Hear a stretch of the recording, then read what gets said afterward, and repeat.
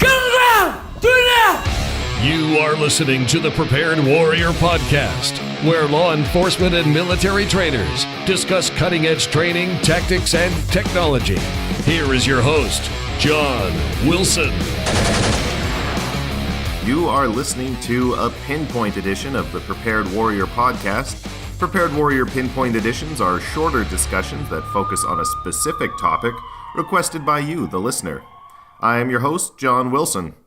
I always like to start every episode with a quote. This one is from Thucydides, the famous general and historian, who said, "The society that separates its scholars from its warriors will have its thinking done by cowards and its fighting done by fools." Our guest, Jeff Quail, is the co-author of the new book, A Scientific Approach to Reality-Based Training. Jeff has a master's in applied psychology from the University of Liverpool and is a court-declared expert on use of force and officer safety. Currently the CEO of Setcan Corporation and senior advisor to StressVest Incorporated. Thanks for coming, Jeff. Oh, it's great to be here, John. Now, our question for this episode comes from Sargent S, a senior police instructor in charge of scenario training with their agency. The trainer asks, "I still struggle to understand the proper usage of the term negative reinforcement. How does the term apply to its use in reality-based training?" How would you respond to that?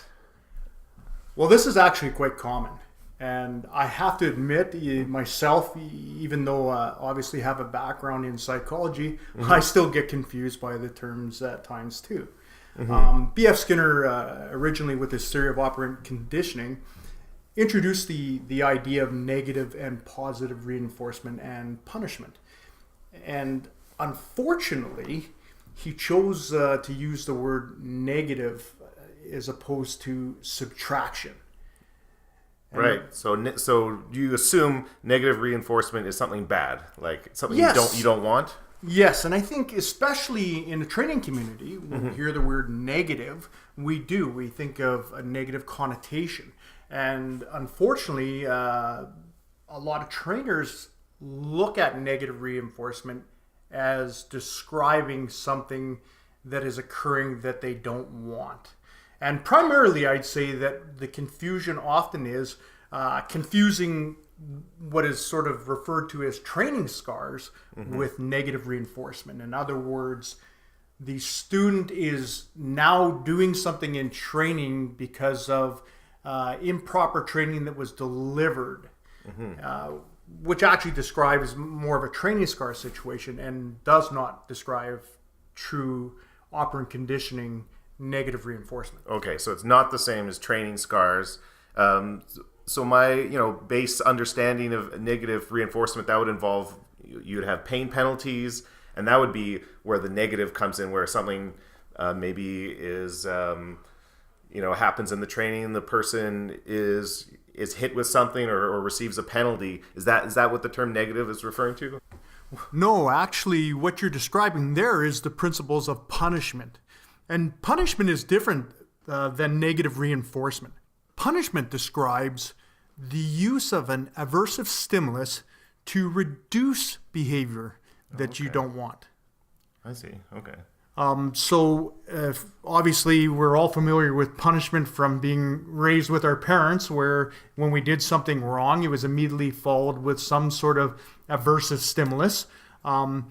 So it is different from negative reinforcement, because negative reinforcement, we actually are trying to increase a desired behavior, where punishment, we're trying to decrease an undesired behavior. So let me give you a training example so we can clarify the difference between the two. Sure, sounds good. Let's look at somebody that is in a training scenario. We'll say that the aversive stimulus, like you described, will be a pain penalty, whether that's through a projectile, training non-lethal projectile round that gives kinetic energy, pain stimulus, or using the StressVest, where we use localized safe electrical shock to give a pain stimulus. This is irrelevant, but we're going to say that a pain stimulus is being used during the training. And for this scenario, we'll say we're watching somebody that is displaying their ability to move around a corner tactically. So we want them to use the cut the pie tactic. Right. Right? Okay. Where they're trying to locate the person potentially around the corner before that person can locate them. If they do it wrong, if they just walk around the corner and our role player has a training firearm, now they shoot the officer that's coming around the corner, they're going to receive a pain penalty. And the reason we are doing that is to decrease that officer's behavior in the future. In other words, we don't want them to just walk around a corner if they're clearing a building where somebody might be armed. So we're going to punish them for that behavior and say you did it wrong, and we want to change that behavior in the future. We want to reduce that behavior in the future. That describes punishment.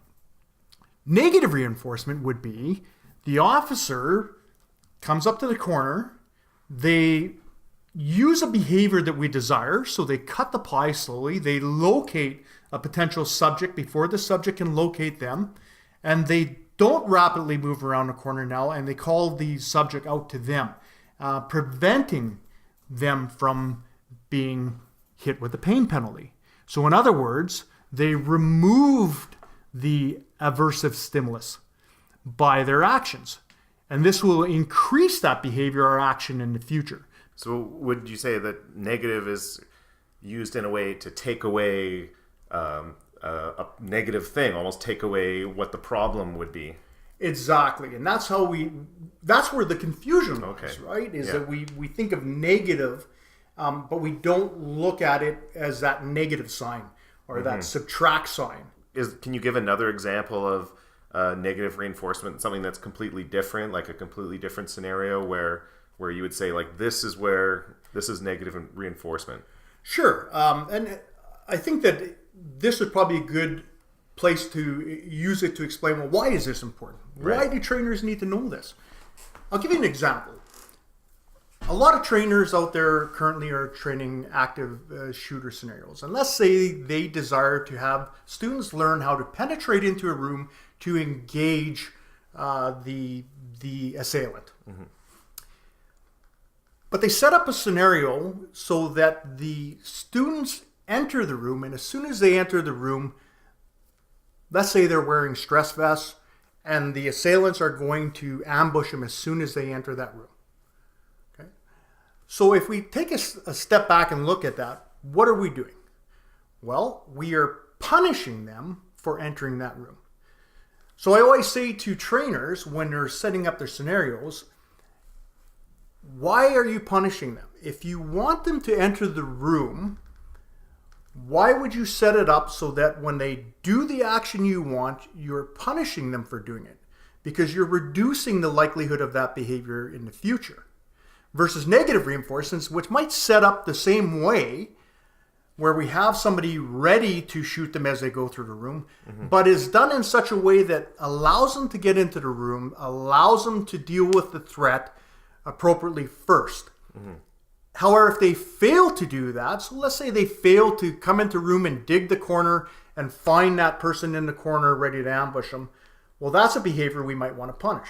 So if they do it properly, they remove the chance for them to be shot. If they do it improperly, they'll be punished for that behavior. The simplest way to look at it is, it's like teaching a dog to sit. We don't say to a dog, sit.